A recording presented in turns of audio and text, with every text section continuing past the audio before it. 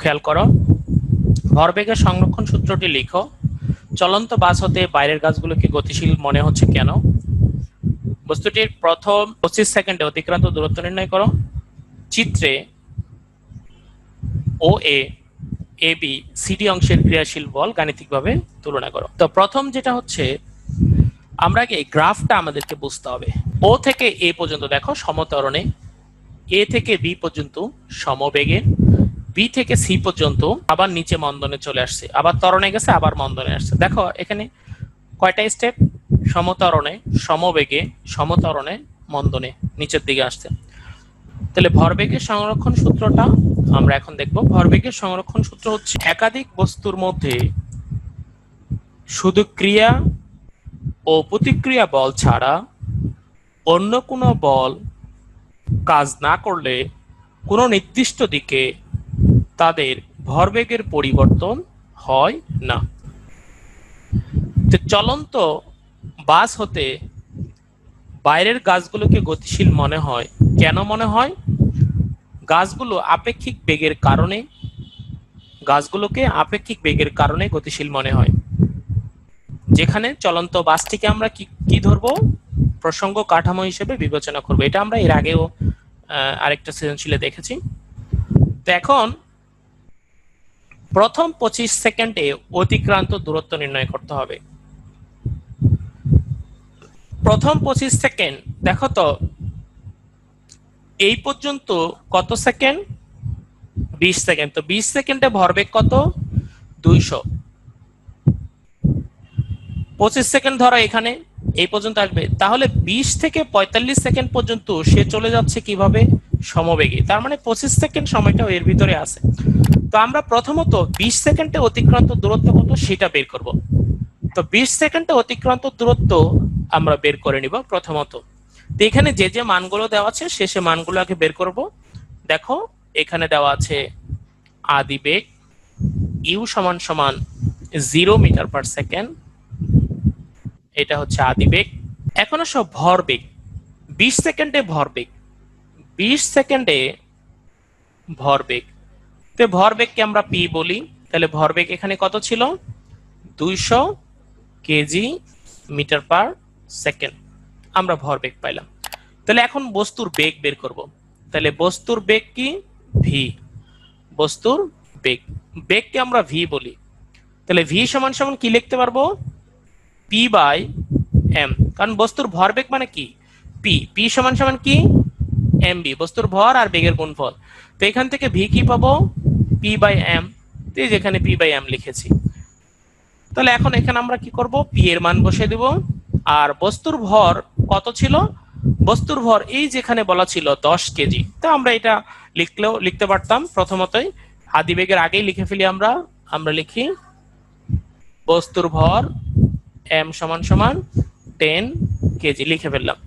তাহলে আমরা 200 কে 10 দিয়ে ভাগ দেব। তো 200 কে যদি আমরা 10 দিয়ে ভাগ দেই তাহলে এখানে 20 মিটার পার সেকেন্ড। এটা আমরা কি পাইলাম? বস্তুর বেগ পাইলাম। আচ্ছা, তাহলে এখন 20 সেকেন্ডে কতটুকু যাবে আমরা সেটা দেখব। 20 সেকেন্ডে কতটুকু যাবে, তার মানে এই যে 20 সেকেন্ডে এইখান থেকে এই পর্যন্ত, এখানে 20 সেকেন্ডে অতিক্রান্ত দূরত্ব। তাহলে এখন লিখবো 20 সেকেন্ডে অতিক্রান্ত দূরত্ব, এটাকে আমরা S1 বলি। তাহলে u plus v by 2 into t. আচ্ছা, সময় আমাদের কত ছিল? 20 সেকেন্ড, এখানে বলেই দিলাম 20 সেকেন্ড। আচ্ছা, তো আদিবেগ 0, ভি হচ্ছে 20 বাই 2 ইন্টু 20। তাহলে এখানে কত পাচ্ছি? 20 বাই 2 ইন্টু 20। তাহলে এটাতে কাটো 10, এখানে হচ্ছে 200 মিটার। তো আমরা দেখলাম 20 সেকেন্ডে কতটুকু দূরত্ব অতিক্রম করছে? 200 মিটার। আচ্ছা, এখন আমাদেরকে দেখতে হবে পরবর্তী 5 সেকেন্ড। দেখো তো পরবর্তী 5 সেকেন্ড সে কিভাবে চলবে? সমবেগে চলবে। তাহলে পরবর্তী 5 সেকেন্ড সমবেগে চলে। তাহলে আমরা লিখি পরবর্তী 5 সেকেন্ড বস্তুটি সমবেগে চলে, সমবেগে চলে। এ সময় অতিক্রান্ত দূরত্ব, তাহলে আমরা লিখে দেই অতিক্রান্ত দূরত্ব, এটাকে আমরা s2 বলি। vt তাহলে কত হচ্ছে 20 ইন্টু t মানে 5, এর সমান কত vt, v কত 20, টাইম কত 5, তাহলে এখানে কত আসতেছে 100 মিটার। তাহলে দেখো তো মোট অতিক্রান্ত দূরত্ব কত হবে। আমরা মোট অতিক্রান্ত দূরত্বকে বের করব, এই ক্ষেত্রে লিখব মোট অতিক্রান্ত দূরত্ব, এটাকে আমরা s বলবো, s1 প্লাস s2। s1 ছিল হচ্ছে 200 আর s2 হচ্ছে 100, এ হয়ে গেল 300 মিটার। এটি হচ্ছে আমার প্রথম 25 সেকেন্ডে অতিক্রান্ত দূরত্ব। দেখো আমাদের কাজ হচ্ছে আমরা আগে গ্রাফটা বুঝে নিব, গ্রাফটার মধ্যে কি আছে। দেখো তো যখন ও বিন্দুতে থাকবে বস্তুটা, ও বিন্দুতে, তখন বস্তুটার ভরবেগ কত 0। যখন দেখো এ বিন্দুতে যখন গেল তখন বস্তুটার ভরবেগ কত, এ বিন্দুতে তখন হলো 200, এই যে দেখো ডট ডট দিয়ে 200। আবার যখন বি বিন্দুতে ভরবেগ কত হবে, সেম 200। সি বিন্দুতে ভরবেগ কত হবে 300। আবার যখন ডি বিন্দুতে আসবে তখন ভরবেগ কত হবে, যে বরাবর যেটা, তাহলে কত হবে 0। আচ্ছা, আমাদের গ্রাফ আমরা দেখলাম। এখন আসো আমরা একটু সময়ের পরিবর্তনটা দেখব। এটা আমরা দেখলাম ভরবেগ কত ছিল সেটা। প্রথমে দেখলাম ও হতে যখন এ বিন্দুতে গেল তখন তার সময় কত ছিল, সময়ের পরিবর্তন 20 সেকেন্ড। আবার এ থেকে যখন বি তে তখন তার সমবেগে চলছে, তাহলে দেখো 20 থেকে কত 45, তাহলে 45 থেকে আমরা 20 বাদ দিব, তাহলে কত সময় পাচ্ছি 25। সি থেকে যখন আবার ডি তে আসছে 60 থেকে 90, কত ব্যবধান 30। তো প্রথমে ও এ, এরপরে এ বি, তারপরে সিডি, তার মানে সমতরণ, সমবেগ আর নিচে মন্দন যেটা সেটা। তো দেখলাম আমরা ও থেকে যখন এ তে গেছে তখন টাইম হচ্ছে 20 সেকেন্ড, আবার এ থেকে বি তে যখন সমবেগে চলছে তখন হচ্ছে 25 সেকেন্ড, আবার সি থেকে ডি তে যখন আসছে তখন হচ্ছে 30 সেকেন্ড। উদ্দীপক মতে বা উদ্দীপক অনুসারে ও বিন্দুতে বস্তুর কি ছিল, ভরবেগ, এইটাকে আমরা p1 বলবো। ভরবেগ ছিল 0 কেজি মিটার পার সেকেন্ড। এ বিন্দুতে বস্তুর ভরবেগ, এটাকে আমরা p2 বলবো, এটা ছিল 200 কেজি মিটার পার সেকেন্ড। আর বি বিন্দুতে বস্তুর ভরবেগ ছিল হচ্ছে, এটাকে আমরা p3 বলবো, এখানেও তাই ছিল 200 কেজি মিটার পার সেকেন্ড।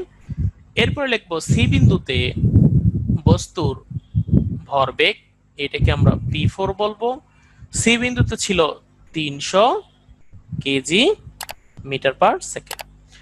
এবং ডি বিন্দুতে বস্তু ভরবেগ, এটাকে আমরা p5 বলবো, আবার জিরোতে নেমে আসছিল 0 কেজি মিটার পার সেকেন্ড। এটা আমরা ভরবেগ দেখলাম। এখন আমাদের দেখার কাজ হবে যে সময়ের পরিবর্তন কত। ও থেকে যখন এ বিন্দুতে পৌঁছাতে সময়ের পরিবর্তন কত ছিল 20 সেকেন্ড। তো আমরা লিখি ও থেকে বা ও হতে এ বিন্দুতে পৌঁছাতে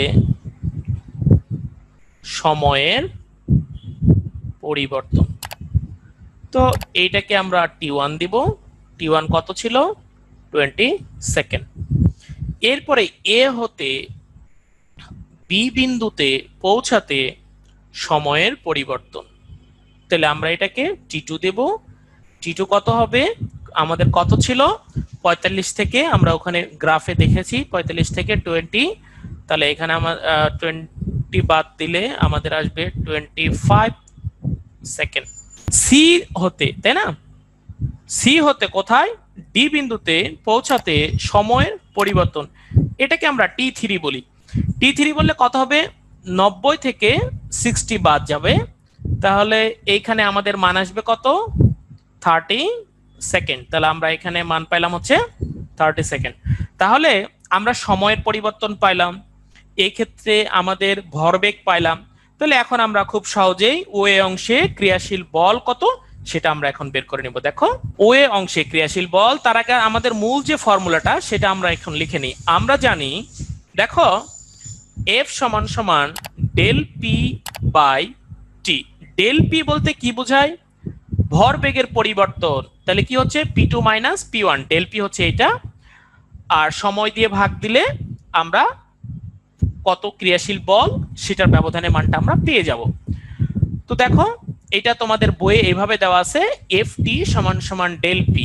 এফ হচ্ছে বল গুণন সময় সমান সমান ভরবেগের পরিবর্তন।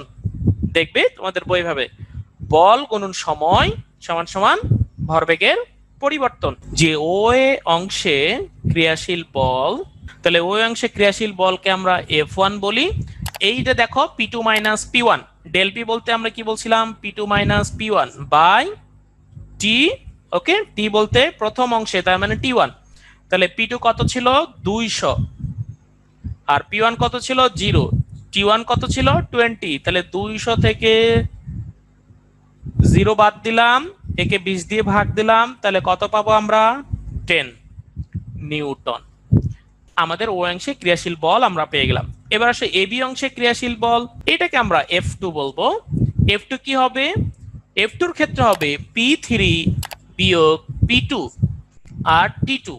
তাহলে পি থ্রি কত ছিল? 200 বিয়োগ 200, আর টি টু কত ছিল? 25। আচ্ছা, এরপরে দেখো তাহলে কত হচ্ছে? 0/25। তাহলে আমরা 0 পাচ্ছি, 0 নিউটন। কেন এটা 0 আসলো? দেখো ওই সময় কি ছিল? সমবেগে চলতেছিল। এ বিন্দুতে 200 কেজি মিটার পার সেকেন্ড ছিল, বি বিন্দুতেও ভরবেগ 200 কেজি মিটার পার সেকেন্ড ছিল। তাদের ভরবেগের তো কোনো পরিবর্তন হয় নাই, তাই না? তো এই জন্য আমাদের ক্রিয়াশীল বল কত পেলাম আমরা? 0 নিউটন। এবার আসো সি ডি অংশে ক্রিয়াশীল বল এফ থ্রি বলবো। তো এফ থ্রির ক্ষেত্রে কি? P5 minus P4 T3। 0 থেকে বিয়োগ 300। P5 বলতে একবারে ডি বিন্দুতে 0, আর P4 বলতে সি বিন্দুতে। আচ্ছা, তাহলে এখানে T3 এর মান কত পেলাম আমরা সর্বশেষ? 30।